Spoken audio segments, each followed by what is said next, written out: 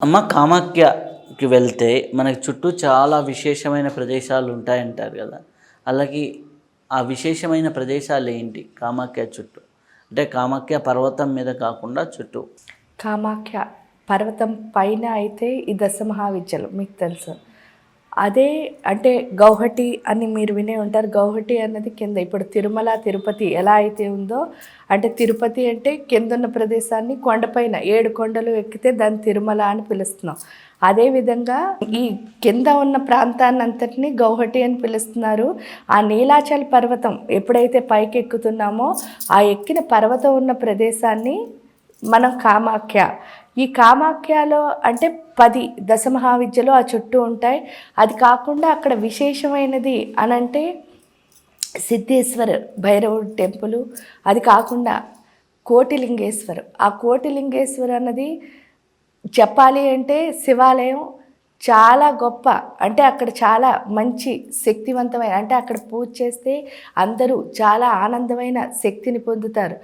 దానికంటే ఎందుకంటే ఎప్పుడైనా శివయ్య దగ్గర ఉంటే జ్ఞానం చిదానంద రూపం శివోహం శివోహం నవ్వుతూ హాయిగా వస్తాం. దానికంటే అది చూడడానికి చాలా సుందరమైన ప్రదేశం. ఎందుకు సుందరమైన ప్రదేశం అంటే అది ఒక కొండ, దానికి తోడు శివయ్య క్షేత్రం, చుట్టూ బ్రహ్మపుత్ర నది ప్రవహిస్తూ ఉంటుంది. దానికి తోడు పూర్తిగా మొక్కలతో చాలా సుందరంగా, అంటే ప్రకృతి రమణీయత అన్నది ఆ ప్రదేశం చుట్టూ ఉంటుంది. అక్కడికి వెళ్ళి మనం పూజ చేసినా, ధ్యానం చేసినా, హోమం చేసినా, ఏం చేసినా కూడా మనలో ఒక ప్రశాంతత అన్నదాన్ని అనుభవిస్తాం. ఒక్క క్షణం కూర్చుని ఉంటే చాలు ఆ ప్రశాంతత అక్కడ మనం అనుభవిస్తాం. ఇంకా కొండ కిందకి దిగొస్తే మనకి చండీ అమ్మవారి టెంపుల్ ఒకటి ఉంటుంది. ఆ చండీ అమ్మవారి టెంపుల్ కూడా చాలా బాగుంటుంది. ఎందుకు అంటే ఆ టెంపుల్కి వెళ్తేనే చాలు నిజంగా అక్కడ చండీ ఉందా అని అనిపించినంత మనం ఆనందం పొందుతాం. అక్కడి నుంచి కొంచెం వచ్చేస్తే ఉగ్రతార టెంపుల్ అని, అంటే తారాదేవిదే, ఆవిడ పేరు ఉగ్రతార. ఆ తారా టెంపుల్. అది కాకుండా నవగ్రహాల టెంపుల్. అలా దాటుకుంటూ వచ్చినప్పుడు డాకినీ హిల్స్ అని ఒక 60 కిలోమీటర్ల దూరంలో ఉంటుంది. ఈ డాకినీ హిల్స్ చాలా గొప్ప ప్రదేశం. ఏంటి అంటే నిజంగా చెప్పాలి అంటే అది కూడా మరొక కామాఖ్య. ఇంకొకటి ఏంటి అంటే వాళ్ళు ద్వాదశ జ్యోతిర్లింగాల్లో అదొక జ్యోతిర్లింగం అని కూడా చెప్తారు. ఆ అమ్మవారి యొక్క యోనిస్థానాన్ని ఆ కొండ ప్రాంతంలో మనం చూస్తాం. దాని లోపల నుంచి శివలింగం వస్తుంది. ఇంకొక విశేషం ఏంటి అంటే ఆ శివలింగంలోంచి వాటర్ వస్తూ అది వాటర్ ఫాల్ కింద వెళుతూ ఉంటుంది. చుట్టూ అడవి, మొత్తం అంతా అడవే. ఆ అడవి లోపలికి వెళ్తాం మనం కొంచెం దూరం నడుచుకొని. ఆ ప్రదేశం కూడా చాలా చాలా చాలా ప్రశాంతతనిస్తుంది. ఎందుకు అనంటే అక్కడ మనం ఎంత బాగా పూజ చేసుకుంటామో, నిజంగా ఒక ఉపాసన అన్నది అక్కడ కనుక జరిగితే ఎంత ఆనందం అనుభవిస్తాము అన్నది ఉపాసకుడికే అర్థమవుతుంది.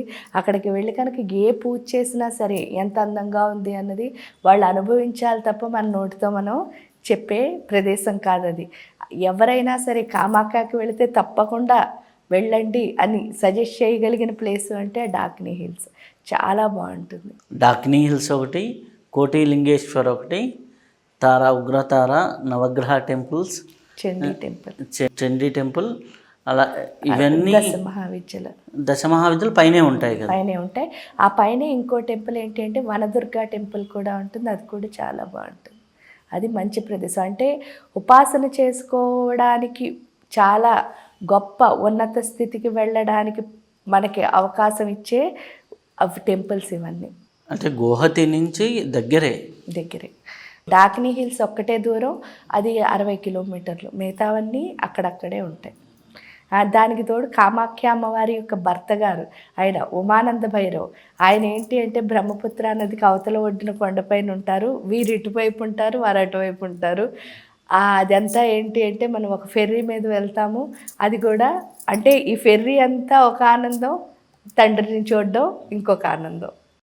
అమ్మ, కామాఖ్య అమ్మవారు అంటే ఆషాఢ మాసంలో అమ్మవారికి స్పెషల్గా ఉత్సవాలు చేస్తారు. ఆ కామాఖ్య ఉన్నటువంటి వస్త్రం కూడా చాలా పవిత్రమైంది అంటారు. దాని విశేషం ఏంటి? దాని విశేషం ఏమిటి అంటే ఆషాఢ మాసంలో అమ్మవారి యొక్క, అంటే ఏంటి అంటే స్త్రీకి ఏ విధంగా అయితే ఋతుస్రావం జరుగుతుందో ఆ 3 days అమ్మవారికి అక్కడ జరుగుతుంది అని చెప్పేసి అదేంటంటే ఒక పర్టికులర్ పీరియడ్ ఆషాఢ మాసం వచ్చే ముందు జరుగుతుంది ఇదంతా. ఈ పీరియడ్లో ఏంటి అంటే దానికి తంత్రశాస్త్రంలో చాలా అంటే ఏంటి ఆ టైంలో పూజ చేస్తే ఇక్కడ ఏంటంటే అసలు మామూలుగా కూడా రజోగుణం అన్నది బయటకు వచ్చేస్తున్నప్పుడు ఎప్పుడు సత్వగుణం అన్నది పైకి వెళ్ళాలి. సత్వగుణం వెళ్ళాలి అంటే ఒకే ఒక మార్గం, అది మంత్రం. అంటే పూర్వకాలంలో కూడా స్త్రీకి వీళ్ళు ఏం చేసేవారంటే ఒక రూమ్లో అంటే ఏకవస్త్ర కింద నుంచి ఒక రూమ్లో కూర్చోబెట్టి మంత్రజపం చేయమని చెప్పేవారు. ఆ మంత్రజపం చేయడం వల్ల ఏంటి అంటే ఈవిళ్ళలో చాలా ఎందుకంటే స్త్రీకి ఎప్పుడైతే సత్వగుణం వస్తుందో ఇల్లంతా ఎలా ఉంటుంది, చాలా అందంగా ఉంటుంది. ఎందుకంటే అమ్మతనం స్త్రీకి రావాలి. ఎప్పుడైతే తమోగుణం వచ్చిందో స్త్రీలో అహంకారం అన్నది, ఇంకా తల్లితనం అన్నది ఎప్పుడైతే పోయిందో దానివల్ల ఏమవుతుంది అంటే మనకి ఇప్పుడు జరుగుతున్న పరిస్థితులు ఏవైతే ఉన్నాయో అవి ప్రబలిపోతాయి. అంటే నేచర్ కెలావిటీస్ ఏవైతే అంటున్నారో గ్లోబల్ వార్మింగ్ ఇవన్నీ వస్తాయి. అందుకని అమ్మవారి యొక్క ఆ టైం చాలా, ఎందుకంటే నార్మల్గా మామూలుగా మనం ఒక ఇంట్లో స్త్రీని ఏమని చెప్తారంటే తల్లి. ఆ దేవతలు ఇంట్లో వచ్చి ఉండలేక తల్లి రూపంలో ఇంట్లో పెట్టారు. అంటే ఒక్కొక్క ఇంటికి ఆ స్త్రీయే దేవత అని మనం చెప్పుకోవడం వింటున్నాం. కానీ ఇవన్నీ ఏంటి అంటే ట్రాన్స్ఫార్మర్స్. నిజం చెప్తే పవర్ స్టేషన్ ఎవరు అంటే అమ్మవారు కామాఖ్యాదేవి.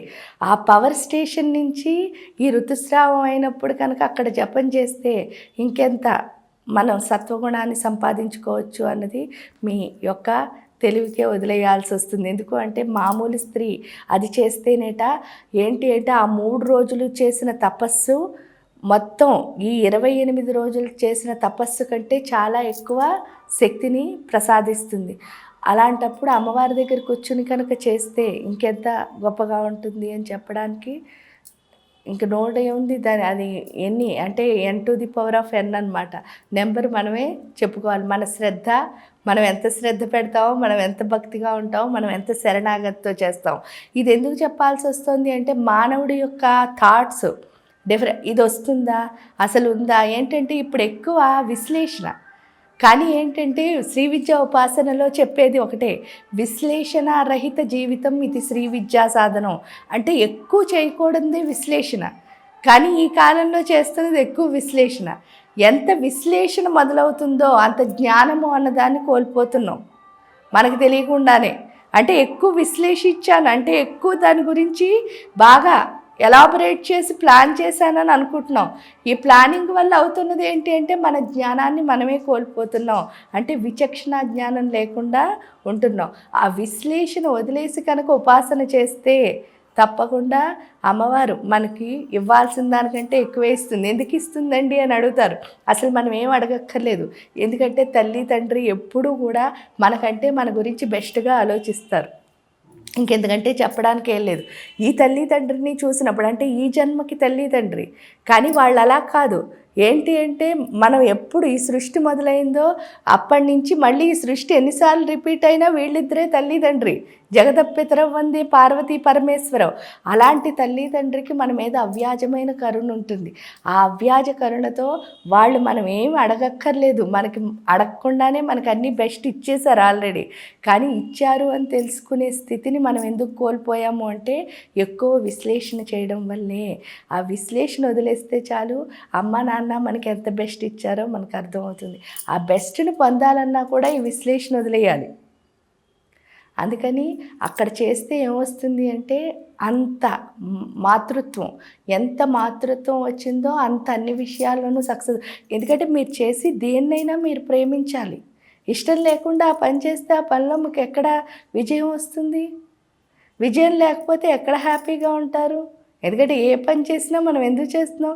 అది ముందుకెళ్తే కదా మళ్ళీ చేయాలనిపిస్తుంది. ఆ ముందుకెళ్ళాలి అంటే దాన్ని ఇష్టపడి చేయాలి.